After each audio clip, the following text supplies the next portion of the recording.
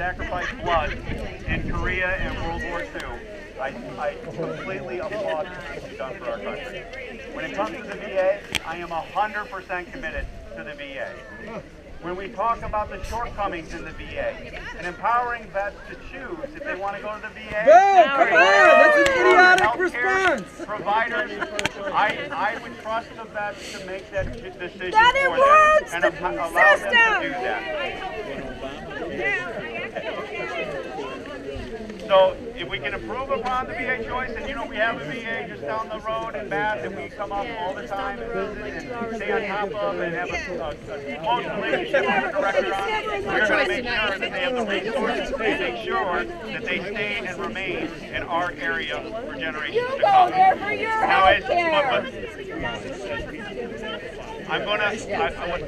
what I have indicated is we will empower vets to have the choice, but that VA will be there.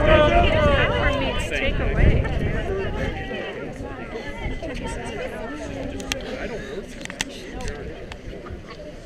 Okay, Lynn, I'm back again. All right. You can follow up on what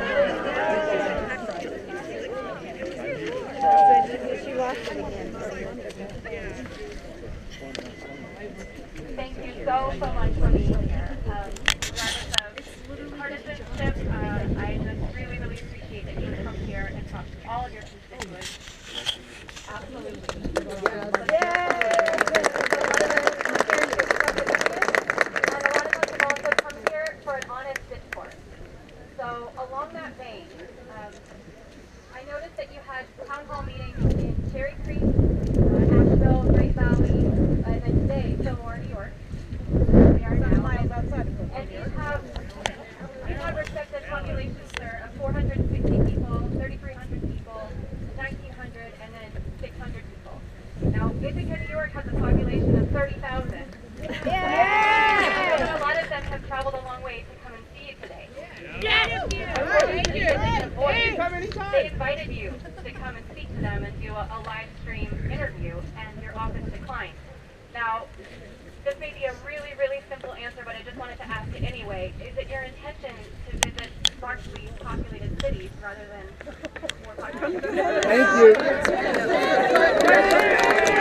you. No. As we have done over 200 some of these town halls across the entire district, this is a very broad, it's about the size of the state of New Jersey. We try to cover every nook and cranny of this district. I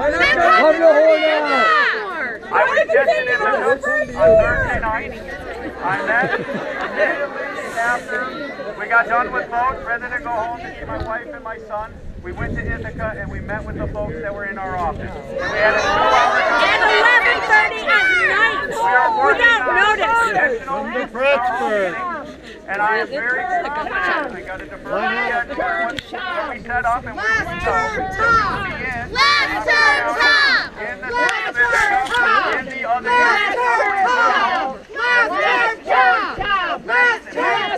across the entire district. I assure you that. Don't make us follow you, Tom! Don't make us follow you!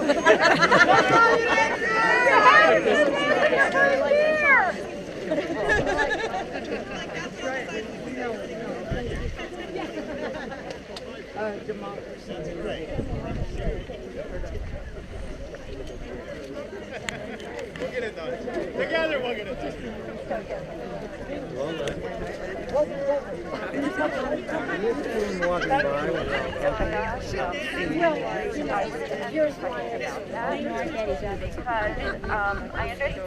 I understand that before you visited your constituents in Ithaca, you referred to them on the radio as extremists. And I understand also that after you met them, you said, no, you're not extremists, you're ordinary citizens, taxpayers, my constituents.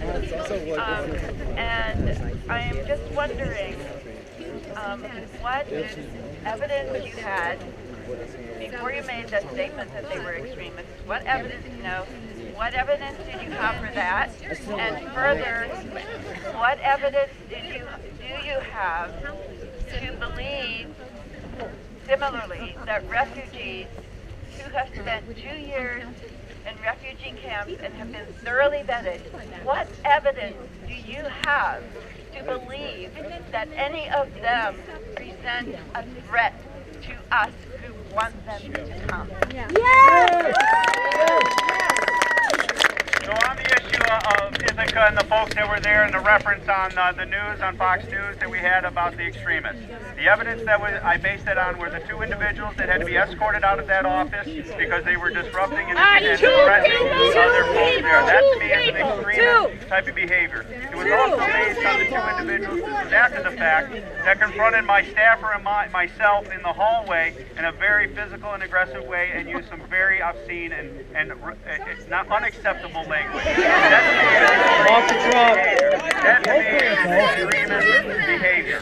And as to what is extreme and not extreme, we'll let everybody make that own decision. I trust your judgment on it.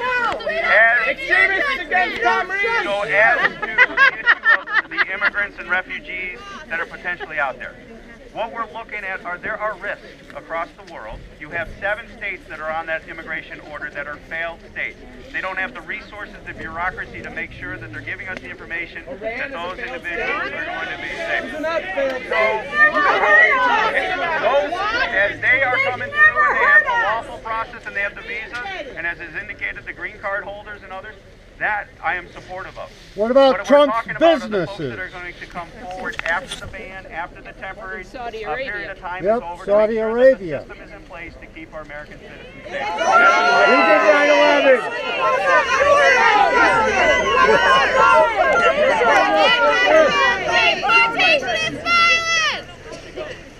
Well, she can come with us.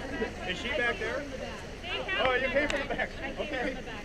Why are you blocking your constituents on Twitter? Good question. Oh, sorry, can you hear me in the back? Yeah. Okay. Which was committed by Saudi Arabians who are men, you idiots! By looking at financial records from your most recent re-election campaign, we can see that almost 60% of your money came from PACs, mostly associated with the healthcare industry, the pharmaceutical industry, and the financial industry. Outside the district, there's some ones inside, and small individual contributions, donations of less than $200, the type of donation that people like me can afford to make, accounted for only 3% of your campaign funds. Your recent Fox and Friends news interview had you saying how much you care for the district and our people, yet your finances tell the story of a congressman who cares more about lobbyists, big business, and the interest of groups that have no concern for the 22nd district. How do you explain this? How do you explain this dichotomy between what you say and what you do?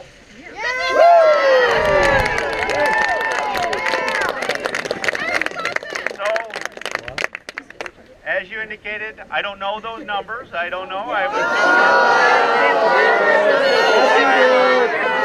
committed to this district, and I hope our action demonstrates that. I am traveling around the district on a regular basis, holding town halls, and I live in the house my grandfather built. We are not moving from that house until we're in a box.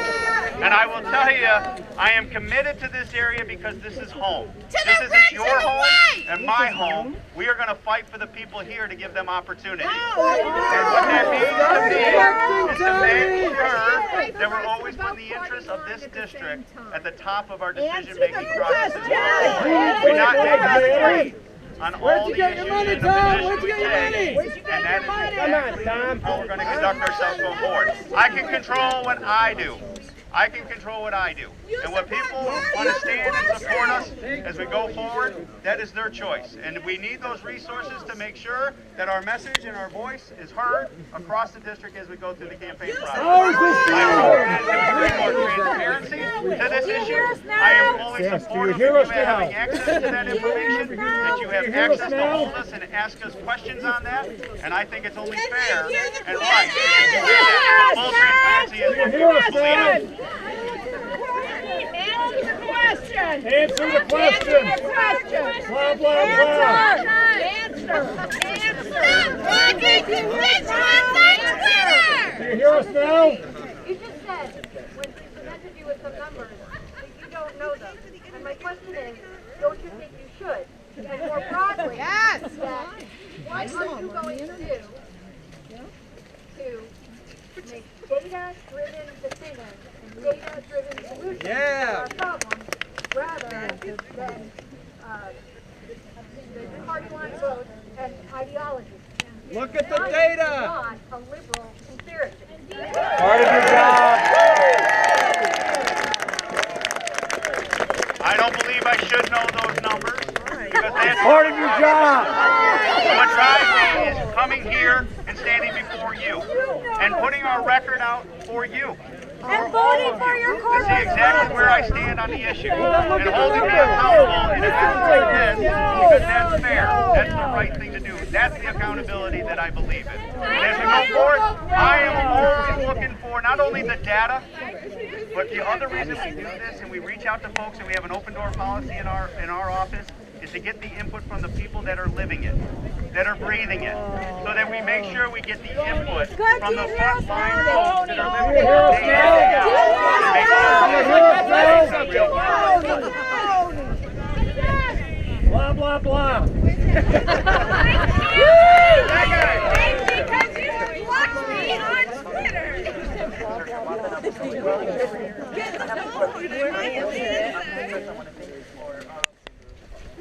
Well, it's just like defending the independence. we can't hear you back here. I want to thank you for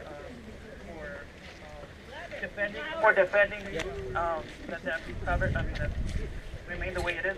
But my question is, first question is, would you co-sponsor or vote for the Bridge Act, which would allow dreamers to remain in this country? There's 75,000 dreamers who, if the executive order is to be repealed, would have to leave this country. There are people who have gone through a vetting process and now are waiting, are in limbo. So would you support? And also, second question is, I just want you to, what do you plan to do this sitting in Congress? What do you plan to do with the remainder of this legislation?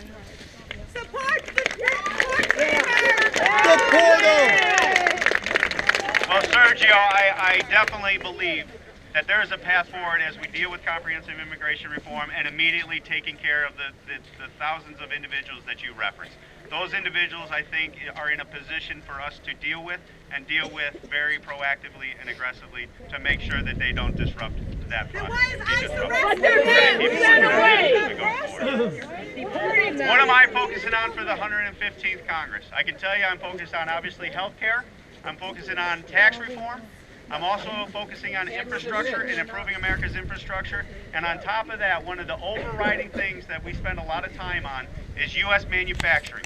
I firmly believe we can bring U.S. manufacturing back. Automation! So that we can make it here. And I believe that will provide you an opportunity of America Why do you that support will then be empowered to control their own lives and their own destiny. Answer the question.